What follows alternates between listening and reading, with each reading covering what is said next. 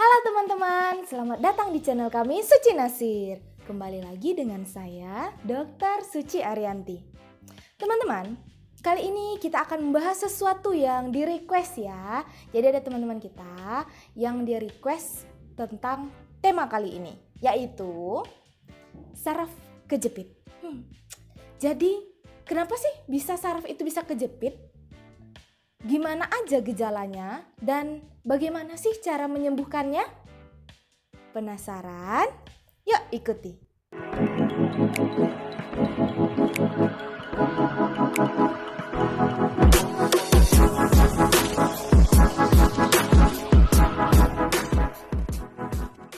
Jadi teman-teman, saraf kejepit itu dikenal juga dengan hernia nucleus pulposus.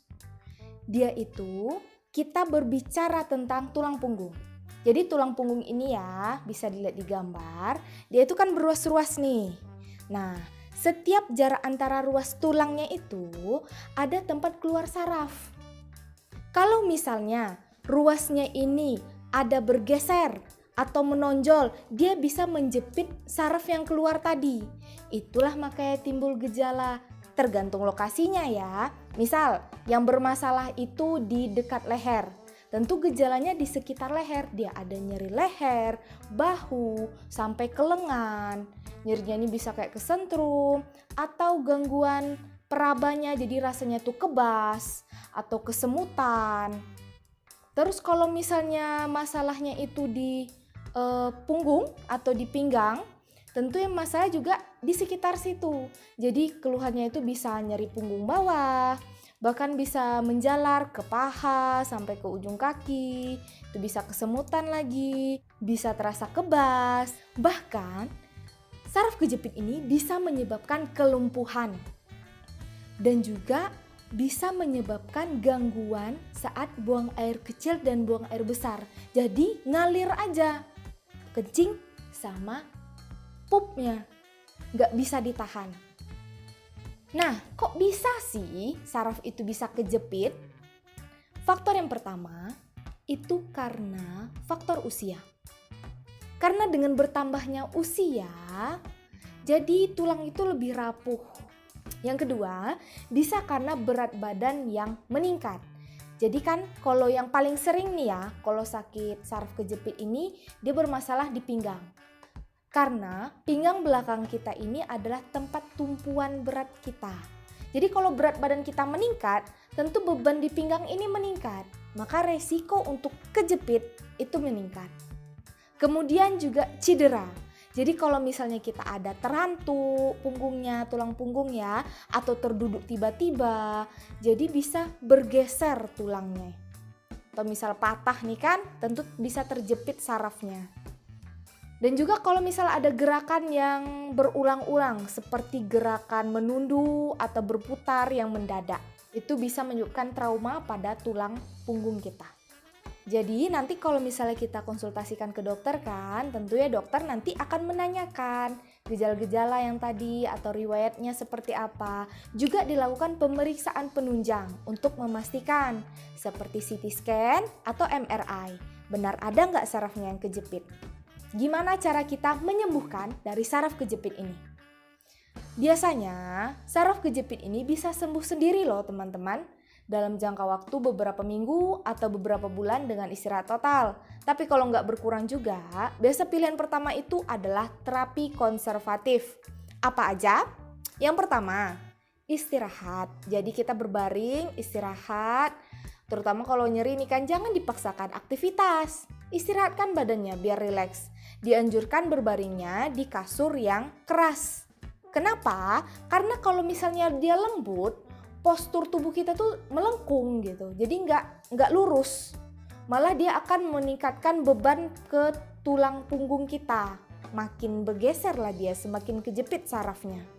Kedua, postur tubuhnya. Jadi kalau misalnya kita duduk, itu jangan bungkuk atau terlalu mendongak.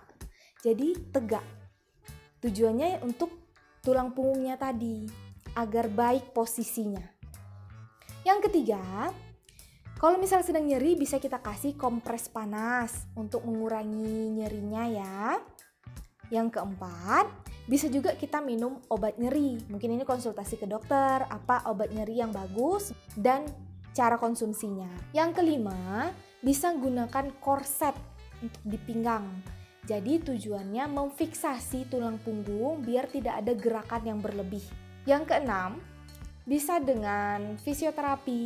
Jadi untuk melatih otot-otot di sekitar tulang punggungnya agar mengembalikan posisi seperti semula. Tapi teman-teman, semisal tidak membaik juga nyerinya, itu kemungkinan pilihan selanjutnya adalah operasi. Biasanya juga dianjurkan kalau misalnya udah ada kelumpuhan atau misalnya gangguan peraba yang sangat berat, nggak terasa apa-apa, kesemutan hebat, yang ada gangguan tadi, nggak bisa nahan kencing atau nahan buang air besar.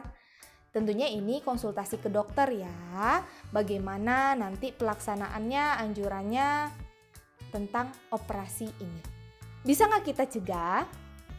Salah satu caranya itu pertama, dengan olahraga yang teratur. Yang dianjurkan olahraganya adalah berenang. Karena dengan berenang itu akan lebih melatih otot-otot sendi tungkai dan juga otot di sekitar punggung. Yang kedua, usahakan mendapat berat badan ideal. Karena tahu tadi kan, karena berat badan meningkat itu bisa menyebabkan resiko saraf kejepit. Ketiga, postur tubuh.